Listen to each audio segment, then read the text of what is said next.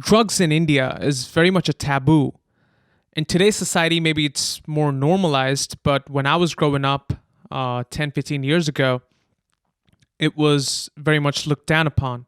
Now, what that insinuates is that people in your community are always in each other's business, right? It's very much contrary to how the Western society operates, where they have a mindset of, to each his own, and we don't really mingle and jingle with our neighbors in America. But in India, people are always they always know like what's cooking in your house or who broke up with who, and everyone knows about everyone else. A good thing about that kind of community is that people always hold you accountable. Now, for example, if two people are walking down the street in their neighborhood and they catch this little kid smoking a cigarette, now, regardless of their relations with the kid, they would scold the kid immediately and ask him to go back home, or they would complain to his parents. And that is why fewer people get into bad habits, because the society keeps a check on you. But I was quite the opposite when I was growing up. I hated this kind of community. I very much had a Western mindset of to each his own, and I didn't understand why everyone cared about what I did and what my family was doing and how we were operating, and why were our uncles and our aunts and our neighbors and everyone was so concerned with what we were doing. And that pissed me off. So I always wanted to challenge the status quo. So in order to do that, I'd seen a lot of the grown-ups indulge in cigarettes, smoking cigarettes. So when I was 10 years old, I went to this corner shop and I asked this guy for a cigarette, and he gave it to me, and I didn't know how to light it up. And the shopkeeper, he came around the shop and he came out with the match and he showed me how to do it. Take out a matchstick and close the box and then strike the matchstick on the box and let the matchstick burn for a second and then take it closer to the cigarette and then, inhale. And I don't know, he was deriving some kind of joy showing this little kid, how to smoke a cigarette. And when I smoked my first cigarette at the age of 10, I really enjoyed it. I was like, this is so satiating. And from that point on, it became an occasional escapade for me, kind of a me time. So whenever I got a little window of opportunity, I went ahead and, bought some cigarettes and, I smoked them. And the cigarettes were really cheap during that time. They were, a couple pennies. And we get loose cigarettes back in India. So it was easier to obtain. So that is how I was introduced to cigarettes. Now, at age 13, I had become a seldom smoker. And what happened was there was a girl in my community. I met her because I used to go to this playground to play soccer. She really liked me, and she was quite obsessed with me, so much so that she was very clingy, at least in my books. Now, before I proceed, I want to give you guys a little background. When I was really small, like about 5, 6 years old, I was terrible around girls. I was a nuisance. I used to bite them. I used to pull their hair. I used to fight with them. So much so that my parents decided to send me to a boys' institution right up until my high school. They wanted to limit any sort of interaction I had with girls up until I was fully mature. So at age 13, I see this girl and I treat her like a guy, because my entire perception of socializing with girls is skewed. So I was quite indifferent to her approach, and I had this kind of superiority complex, a kind of an ego that guys have around other guys. But I really liked her. I thought that she was very pretty, and I was quite fond of her. I liked being around her, but I could never admit that. Of course, that would just hurt my ego. So I made it a point that whenever I was around her, I was as abrasive as I can. But she was such a sweetheart. She used to always, ask me about my chores and my school homework, and she was like a wife. She used to ask me, you broke your cleats yesterday. What happened to them? Did you get them repaired? And I found that very cloying, but it was very endearing, to say the least. Now let's give this girl a name. Let's call her Betty. Now, what happened was that when I was 13, this girl suddenly passed away due to pneumonia, and I was completely devastated. I didn't know how to take it. I mean, I was a growing kid. My hormones and physically, I was still developing. Um, so I didn't know how to take that news. And there's a saying that you don't realize what you have until it's gone. And that was the same kind of thing. I wanted to say so many things to her, and I wanted to do so many things with that girl, and just completely jolted me how that incident just suddenly took place. And there was this void in my system which I had to deal with. And in order to cope with that sadness that I had, I started smoking weed. Now, what happened was when I was playing soccer in that playground where I used to go at, I saw these group of seniors who used to sit in the corner and they used to smoke up. And I knew one of the guys who used to play soccer with us. I went up to him during that time, and I asked him that, what are you guys doing here? And he cajoled me into the group, and he gave me one of the doobies, and he asked me to smoke it. And when I took a hit, it was fantastic. It was nothing like I'd ever felt before. And that was the beginning of my substance use. Now, this guy, let's call him John. Now, John and I, we hit it off. Every single day after playing soccer, we used to hang out and smoke up. And this became kind of a ritual for us. Now, one day, John and I were hanging out in the playground and we were smoking up. And I think I was 14 at that time. And John suddenly said that, "Hey, Donnie, do you want to have some more fun tonight?" Now, I'd never really hung out with someone else outside of my playtime. And I was a little pensive, but I was excited by that prospect. So I immediately said, "Yes, what's the plan?" So he told me that we were going to go to a nightclub. And obviously I knew that I was not of the age and I wouldn't be allowed into a nightclub. So I told him that, and he said that, "Don't worry about it. We're not even going to enter the nightclub. The real party's in the parking lot. That's where we're going to be hanging out." And I loved that. I was like, "Wow, sure. Let's do this." Now at night at about 12 o'clock, I checked that my parents were fast asleep, and I skipped out of my house. And John, he picked me up. He had a motorcycle. So we went to the parking lot of this nightclub. And as we were approaching that nightclub, I quickly realized that this is a very upscale place. And this is certainly for the affluent people.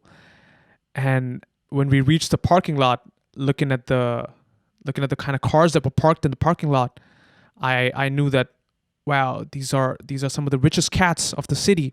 Now, right in the corner of that parking lot, there were a couple cars that were parked close to each other, and there was loud music playing out of one of the cars, and there was a group of people hanging out over there. So John and I went towards that group. So as we approached the group, I noticed the cars, and there were a couple Beamers and a black Mercedes that were parked, and a group of girls who were drinking and dancing. They came around and they greeted John, and one of the girls in particular, and let's call her Katie. She was like the lead of the pack of those girls, and she came up to John and she hugged him, and I instantly knew that she's the common connection. And John introduced me to that girl. And I've always hung around people who were older than I was growing up. So I knew how to conduct myself amongst the grown-ups. Even though I was a kid, I was like 14 years old. I was able to hold myself and, like have a conversation with them. That group of 3 or 4 girls, they took an instant liking to me, and they flocked around me and they started chatting with me. And they were not treating me like a potential mate, more like a teddy bear at a sorority party. After about 15 or 20 minutes, when we were drinking and dancing, and that's how I thought that the night would proceed. We'd drink a little, we'll dance, and then we'll bounce after a bit. Now, after about 15, 20 minutes, Katie suddenly came up to me and she asked me that, "Hey, Donnie, do you want to do something really fun?" And immediately I assumed that it was going to be something sexual. And I got a little scared because I was 14 and I'd never been in that situation before. And these girls were probably in their early to mid 20s and I was completely lost. I didn't know how to respond to that, but I still proceeded to say yes. I couldn't contain my excitement. And she took me to the back of her trunk. I realized that that black Mercedes was hers. And she pulled out a little packet from her purse and it had some sort of a powder in it. And she laid down two lines at the top of her trunk. After that, she took out a bill and she rolled it up and she snorted one of the lines. And after that, she handed me the bill and she said, "Go for it." And I didn't understand what I was doing. I'd seen it in the movies, but I'd never really understood what that was. So I took the bill from her and I did the same. I snorted that line. And I suddenly have this incredible surge of energy and emotion and euphoria. And I couldn't believe how that made me feel. It was incredible. And that is how I got into doing cocaine. And that day I embarked on my journey of savage substance abuse. Now, what happened was that after that day, those group of girls and we became really good friends, especially Katie and myself. I started hanging out with them on a regular basis and we started doing all these different kinds of drugs. So they would text or call me late at night and I used to skip out of my house and they would pick me up and we would go to these extravagant places and do all these different kinds of drugs. They were all career women and they were quite well off financially and they came from wealthy backgrounds to begin with. So I'd never had to worry about paying a single dime. Money was never the issue. I got to live the celebrity lifestyle that one dreams about when they're young. And I was their boy toy and they used to treat me like an escort. So when I was 16, two determinant incidences took place. Now, John and I had lost touch and he didn't come to play soccer either. So I just assumed that he was busy with his college. He was the kind of fellow who was quite elusive. He disappeared for a couple months and one day he would just show up at your doorstep with a movie plan. So I didn't think too much about it. I thought he'll hit me up if he wanted to hang. Now, one of the other guys at that playground, he became really good friends with me. Now, let's give him a name. Let's call him Cody. Now, Cody and I became really good friends because we had a lot of common attributes. We both were idiots and we used to get kicked out of school all the time. And we were principal's nightmare. And we had the same kind of antics, that we were infamous for in our schools and in our community. So we both shared that. And after our soccer games, we used to talk for long hours and we used to chat about, different incidents and whatnot. Although I'd never hung out with him outside of the playground because his friends really didn't like me because I came from a rival school and we had this kind of a battle going on, But Cody really took a liking to me because we were both infamous lunatics of our schools. So what happened at 16, both John and Cody, they committed suicide. And that completely rocked my world. That was very jarring for me. I didn't know how to process that. And the only way in my head that I could deal with those two incidents was to escalate my substance use and to escape reality altogether. So I started doing more hard drugs. And even in my school, I formed a friend circle where we tried out, different kinds of drugs. And during the last year of my high school, I was at the peak of my nuisance. I started stealing money from my parents to buy drugs. And no amount of substance was ever enough for me. I just wanted more and more and more. I somehow managed to graduate high school at 17, and my parents forced me to join a technical school. And I wanted to pursue music, and I wanted to go into Berkeley College of Music in Boston, and that's what I wanted to do at 17. But of course, I was a complete train wreck, and there was no way my parents were going to let me pursue my dreams on my own accord, given the report card I'd had till then.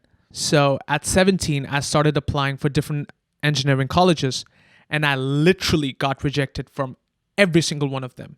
So much so that my dad had to beg and plead and bribe his way into getting me an admission into one of the private colleges in Delhi. Now, it was this first year of college that my entire existence would never be the same and everything would change forever. Now, I had a really good friend in school, and let's call him Greg. Now, Greg was the quintessential model for a teenage kid. This guy was ridiculous in academics. He was a fantastic athlete. He used to play basketball. And he was a phenomenal musician. He used to play the guitar. Now, he was one of the guys who really got me into pursuing Western music because he was just so passionate about everything that he dug his claws into. And he perfected every single field that he stepped foot in. And I was so jealous of this guy. Greg and I had a band in middle school, and we'd performed at some of the biggest venues in Delhi. And the band was one of the biggest reasons that helped me shape my own musical identity. So Greg was a pivotal part of my life, but I absolutely hated him. I was so jealous of him. I envied him. So much so that at 17, when we parted ways and we went to different schools, I mean, he was accepted into one of the best colleges in the country. I stopped all contact with him. I stopped messaging him. I stopped calling him. And after a couple months in, one day I got a call from one of my mates in school. And he informed me that Greg had committed suicide. And I was not able to register that information. I did not understand what he was talking about. I was like, how could this guy who was, in my eyes, the perfect human being, do that? And even to this day, I have a very hard time coping with that incident. So that was one of the big jolts that I received when I was 17. The second thing that happened was that, as I alluded to earlier, I was at the peak of my substance use and I couldn't stop. And during that entire college year, I skipped most of my classes and I ended up not showing up for any of the final tests. And the one thing that I'm very grateful for my college is that they held me accountable for that. So at the end of the year, and I think I turned 18 by then, we had the parent-teacher meet. And during that, the dean of my college, he informed my parents that Donnie would have to be put on an academic probation. And what that meant was I was going to be sitting at home for a whole year and not attend any classes and clear all the tests, studying by myself. And only then will they allow me to come back the next year and start school from my first year. So I would be repeating my entire first year, and they would only allow that if I pass all the tests during my probation. And during that academic probation, I was not allowed to join any other institute. Otherwise, they would kick me out of the college. And given my record, I was not going to get any other institute. This was my last hope. And that decision from my college completely destroyed me and my family. Because one thing that was keeping me sane during this entire span of lunacy was that I was climbing up the academic ladder. Because I made it through middle school, then high school, then I went into college. And now the rug was completely ripped off from below my feet. And it was like I was floating in space. During the first couple weeks of my academic probation, I quickly realized that I have to change myself. I have to fix myself. I mean, what other option did I have? I was stuck with myself for a whole year and all my peers were moving on with their lives. And one of the best decisions that I made during those first weeks was that I decided in my head that I was going to stop this drug use. I mean, with the speed that I was going, I wouldn't have made it past 20. But I still needed help because I still had the cravings and there would be withdrawals if I do this so suddenly. So I sat down with Katie, and by that time, our group had disintegrated. I mean, all the girls they'd probably been engaged or they'd moved to another state. And it was just Katie and I who were left in that city. And we had formed a very close bond by that time. And we constantly tried to motivate each other and assuage our fears of making a change in our lives. She was very happy to know when she found out that I wanted to quit. And she took me to this community rehab that she used to frequent. She was trying to get some counseling at that place herself. So twice a week, she used to pick me up and we used to go to that community rehab. And this guy who was basically operating out of his own house and working as a volunteer, he didn't even charge anything. We used to go there and we used to get a one-on-one counseling. And that went on for about 2 or 3 months. But I just knew even before going to the rehab that I would never touch drugs ever again in my life. But Katie was not that lucky. I mean, she used to fall back on her old habits. So one day, Katie came up to me and she told me that she was offered a position in Germany at her job, and she wanted to take it. And although I was very sad and disappointed that the only mainstay that I had in my life was going to be leaving, I was very happy for her because I knew that the change in environment would help her battle her addiction problem and would even help her get a partner to settle down with. So she left a week or so after that, and I was back on my grind. And during this time that I had by myself, I was chiseling my brain and I was improving myself mentally, and I was getting more focused on my goals. And I promised my parents that, I would graduate successfully from this engineering college, and I would show them that I'm worthy of, pursuing music full time. And I really wanted to do that. And I want to join my dream school, Berklee College of Music. So about 2 months passed, and I was studying for my final test that I had to retake. And I get a call from one of the girls in our group, the group that I had with Katie. And I hadn't spoken with this girl for more than a year now. And I think she was engaged by that time. And when she called me up, she was choking up and breaking up on the phone, and she couldn't contain herself. And I didn't understand what was happening to begin with. It was not like I was one of her best friends, but I still tried to grasp the situation. And I asked her, "Hey, is everything okay? What happened? Why are you in such terrible shape?" And she told me that Katie had passed away due to brain aneurysm in Germany. Now, when I heard that news, I was a new, mature self, and I was making all these big changes in my life. It's uncanny how calm I was. I wasn't sad or devastated. In a way, I just told myself, you know what, Donnie? You deserve this. If anyone on this planet deserves something like that, it's you. You fucking deserve it, Donnie. You've done nothing in your life to deserve better. I took heat from that incident, and I told myself that today is day zero. I start today at 18. I'm going to be the best version of myself from here on. I don't care how long it takes me. I don't care what problems I have to face. I don't care how much shit I have to take.